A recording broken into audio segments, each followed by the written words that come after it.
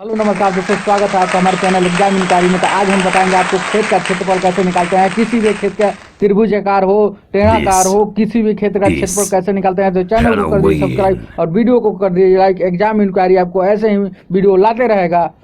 आज हम खेत तो दोस्तों आपका स्वागत है। दोस्तों आज की वीडियो में हम खेत का नाप निकालना सीखेंगे। दोस्तों अगर आपका खेत वर्गाकार या आयताकार हो उसका नाप आप बड़ी ही आसानी से निकाल सकते हैं। यहाँ पर आज की वीडियो में हम समलम चतुर्भुज के आकार का जो खेत है उसका क्षेत्रफल निकालना सीखेंगे। यहाँ पर जो खेत आपको दिखाई दे रहा है, इस खेत की सभी भुजाएं अलग अलग लेंथ की हैं। ये 45 फीट की है, ये 43 फीट की है, ये 30 फीट की और ये 40 फीट की। दोस्तों इस प्रकार के खेत का क्षेत्रफल निकालना बड़ा ही आसान है। आपको क्या करना है, इस वीडियो को लास्ट तक देखना है और आप इसे अच्छे से जान जाएंगे।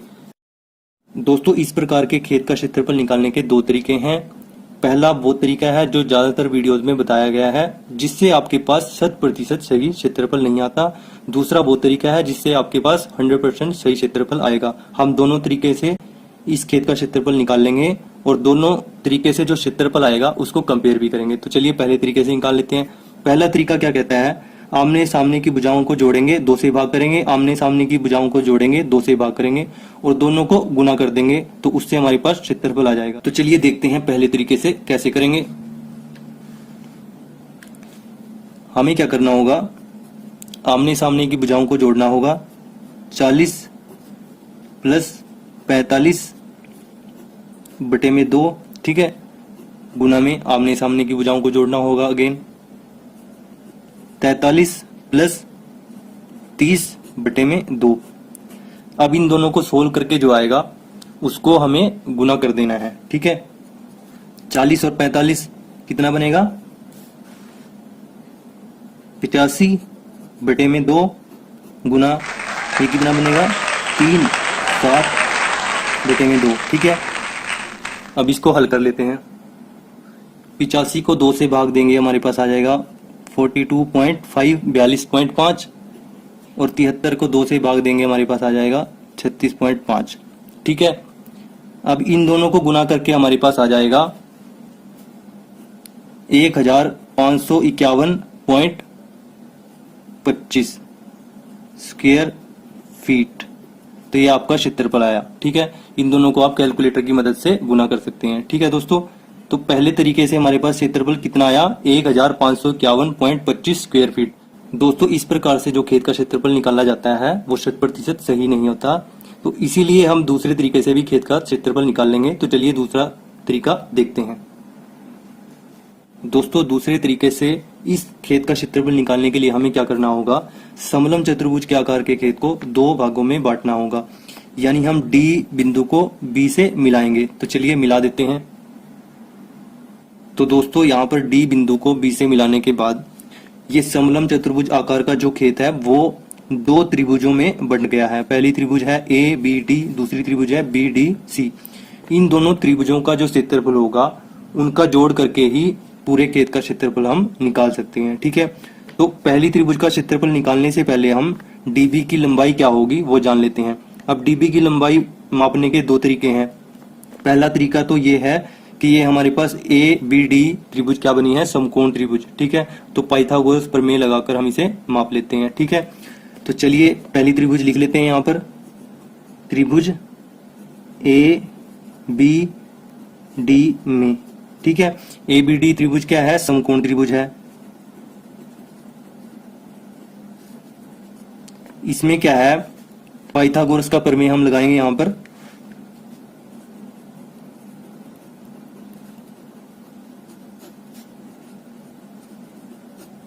ये क्या कहता है, इस भुजा का स्क्वायर इस भुजा का स्क्वायर बराबर होगा डीबी के स्क्वायर के, ठीक है, इस भुजा के स्क्वायर के। तो ए बी का स्क्वायर प्लस ए डी का स्क्वायर बराबर किसके होगा, बी डी के स्क्वायर, ठीक है, बी डी के स्क्वायर के, ठीक है दोस्तों। अब ए बी का स्क्वायर यानी 40 का स्क्वायर प्लस 30 का स्क्वायर यानी ए डी का स्क्वायर बराबर बी डी का स्क्वायर, ठीक है। अब इसको सोल्व करके हमारे पास क्या आएगा, 1600 प्लस 900 बराबर बी डी का स्क्वायर, ये बन जाएगा 2500 बराबर बी डी का स्क्वायर। और बी डी यहाँ से क्या निकल के आएगा, वर्गमूल में 2500, जो आ जाएगा हमारे पास 50 फीट। अब 2500 का वर्गमूल क्या होता है? 50 फीट। ठीक है, तो दोस्तों आप इस तरीके से भी इसको निकाल सकते हैं। अगर आपको इस तरीके का नहीं पता तो आप क्या करेंगे, डी बिंदु पे खड़े होकर फीते की मदद से इसको यहाँ तक बी तक चलकर माप सकते हैं। ठीक है दोस्तों, तो ये हमारे पास डी बी कितना निकल के आया? 50 फीट। ठीक है, अब ये बड़ा ही आसान हो गया। पहले हम इस त्रिभुज का क्षेत्रफल निकालेंगे, फिर इसका निकालेंगे और दोनों को जोड़ देंगे। तो पहले समकोण त्रिभुज का क्षेत्रफल निकाल लेते हैं। त्रिभुज ए बी और डी, त्रिभुज ए बी डी का क्षेत्रफल निकाल लेते हैं पहले।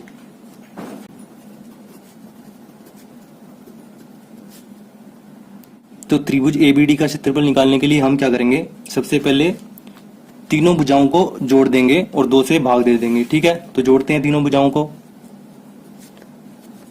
उसको हम एस मान लेते हैं जो जोड़ करके आएगा। ठीक है, तो जोड़ते हैं 30 + 40 + 50 बटे में 2। अब ये क्या बनेगा हमारे पास? ये बनेगा हमारे पास 120 बटे में 2 और ये काट के आ जाएगा आपके पास 60। ठीक है, अब त्रिभुज ए बी डी का क्षेत्रफल क्या बनेगा, जो ये यहां पर जोड़कर आया। ठीक है, इसको हम ऐसे लिखेंगे और इसमें से पहली भुजा को घटा देंगे। ठीक है, तो 60 में से पहली भुजा घट गई, हमारे पास कितना आ जाएगा? 30। 60 में से 30 गया 30। ठीक है, अब क्या करेंगे, 60 में से दूसरी भुजा को घटाएंगे। 60 में से 40 गया, हमारे पास कितना आ गया? 20। अब लास्ट में क्या करेंगे, 60 में से अंतिम भुजा को घटाएंगे। ये कितनी है? 50। 60 में से 50 गया, हमारे पास कितना आ गया? 10। और इस सब का क्या कर देंगे? वर्गमूल कर देंगे। ठीक है दोस्तों, हम क्या करेंगे, सबसे पहले तो इस s को लिखेंगे जो कि 60 है, फिर इसमें से पहली भुजा घटाएंगे, इसको लिख देंगे, दूसरी भुजा घटाएंगे, उसको लिख देंगे, फिर तीसरी साइड को घटाएंगे, उसको लिख देंगे। इन चारों की गुना करके वर्गमूल निकाल लेंगे तो हमारे पास पहली त्रिभुज का क्षेत्रफल आ जाएगा। ठीक है दोस्तों, अब इन सबको गुना करके हमारे पास क्या आएगा? 6 × 18, 18 दूनी 36, ये आ जाएगा हमारे पास 36, 1 2 3 4 4 0। ठीक है, और इसका वर्गमूल हम निकाल के क्या आएगा हमारे पास?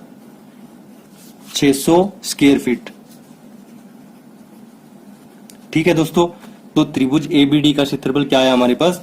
600 स्क्वायर फीट। ठीक है, अब एक त्रिभुज का तो क्षेत्रफल निकल गया, अब हम दूसरी त्रिभुज का क्षेत्रफल निकाल लेते हैं। ठीक है, तो दोस्तों यहां पर दूसरी त्रिभुज क्या है हमारे पास? BDC। त्रिभुज BDC का क्षेत्रफल दोस्तों उसी तरीके से करेंगे जैसे हमने पहली त्रिभुज का क्षेत्रफल निकाला था। ठीक है, तीनों भुजाओं को जोड़ देंगे, उसको हम s के बराबर रख लेंगे। 50 + 45 + 43। ठीक है दोस्तों, बटे में 2। अब इन तीनों को जोड़कर हमारे पास क्या आ जाएगा? 8 9 और 4 13, ये आ जाएगा 138 बटे में 2। इसको काट देंगे, 2 × 12, 2 × 9 में 18, तो ये आ जाएगा 69 69। ठीक है दोस्तों, अब सेम तरीका फॉलो करेंगे। त्रिभुज BDC क्षेत्रफल क्या करेंगे, हम 69 को लिख देंगे, जो S था उसको लिख दिया। 69 यानी 69 को लिखने के बाद क्या करेंगे, इसमें से पहली भुजा घटाएंगे, तो 69 में से 50 गया, हमारे पास कितना आ गया? 19। 69 में से 45 गया, हमारे पास कितना आ गया? 24। 69 में से 43 गया, हमारे पास कितना आ गया? 26। ठीक है, क्या किया हमने यहाँ पे दोस्तों, सबसे पहले S को लिखा, फिर उसमें से एक एक भुजा को घटा के जो आया उसको लिख दिया। पहली भुजा को घटाया 19 आ गया, दूसरी भुजा को घटाया 24 आ गया, तीसरी भुजा को घटाया 26 आ गया। ठीक है, इसका वर्गमूल निकाल लेंगे। अब इन चारों को गुना करके हमारे पास क्या आएगा? 8 1 8 0 6 4। ठीक है, आप कैलकुलेटर की मदद से ये गुना कर सकते हैं और वर्गमूल भी निकाल सकते हैं। इसका वर्गमूल निकाल के हमारे पास आएगा 904.4689। ठीक है, स्क्वायर फीट। तो यहां पर त्रिभुज BDC का क्षेत्रफल क्या है आपके पास? 904.4689 स्क्वायर फीट। ठीक है, अब आपको क्या करना है, दोनों त्रिभुजों के क्षेत्रफल को जोड़ देना है। अब दोस्तों खेत का क्षेत्रफल यानी चतुर्भुज ABCD का क्षेत्रफल क्या आएगा, त्रिभुज ABD का क्षेत्रफल जमा त्रिभुज BCD का क्षेत्रफल। ठीक है, तो त्रिभुज ABD का क्षेत्रफल क्या आया था हमारे पास, ये आया था 600 स्क्वायर फीट। ठीक है, लिख लेते हैं 600 स्क्वायर फीट। ठीक है, और त्रिभुज BCD का क्षेत्रफल क्या आया था, 904.4689, लिख लेते हैं इसको भी। अब दोनों को जोड़ देंगे तो हमारे पास खेत का क्षेत्रफल आ जाएगा। जोड़ते हैं दोनों को, 4689 तो ऐसे रहेगा, 904 जमा में 600 कितना बनेगा, 1504। ठीक है दोस्तों, तो हमारे पास क्या क्षेत्रफल आया, 1504.4689 स्क्वायर फीट। ठीक है दोस्तों, आई होप यहां तक आपको अच्छे से समझ में आया होगा। अगर आपको कहीं पे डाउट है तो आप वीडियो को एक बार दोबारा देखें, आपका वो डाउट अवश्य ही क्लियर हो जाएगा। तो दोस्तों अब हम कंपेयर करते हैं कि पहले जो तरीका था उससे क्या क्षेत्रफल आया था और दूसरे तरीके से क्या क्षेत्रफल आया। ठीक है, तो पहले तरीके से क्षेत्रफल क्या आया था हमारे पास, ये आया था 1551.25 स्क्वायर फीट। ठीक है, और दूसरे तरीके से क्या आया हमारे पास, 1504.4689 स्क्वायर फीट। तो दोनों क्षेत्रफल में लगभग 47 का डिफरेंस है। ठीक है, जो ये दूसरे तरीके से क्षेत्रफल हमने निकाला वो सही तरीका है, उससे 100% क्षेत्रफल निकलता है। तो दोस्तों आपको यही तरीका फॉलो करना है। ये वाला तरीका अधिकतर वीडियोस में बताया गया है, इसको आपको फॉलो नहीं करना है। दूसरे वाले तरीके को अगर आप फॉलो करोगे तो आपके पास 100% सही क्षेत्रफल आएगा। आई होप यहाँ तक आपको अच्छे से समझ में आया होगा। अगर आपको कहीं पे डाउट है तो आप वीडियो को एक बार दोबारा देखें, फिर भी अगर आपको डाउट रहता है तो कमेंट बॉक्स में जरूर पूछें। अगर आपको ये वीडियो अच्छी लगी तो वीडियो को लाइक करना, दोस्तों के साथ शेयर करना, चैनल पर नए हो तो चैनल को सब्सक्राइब जरूर कर लेना। Thanks for watching this video.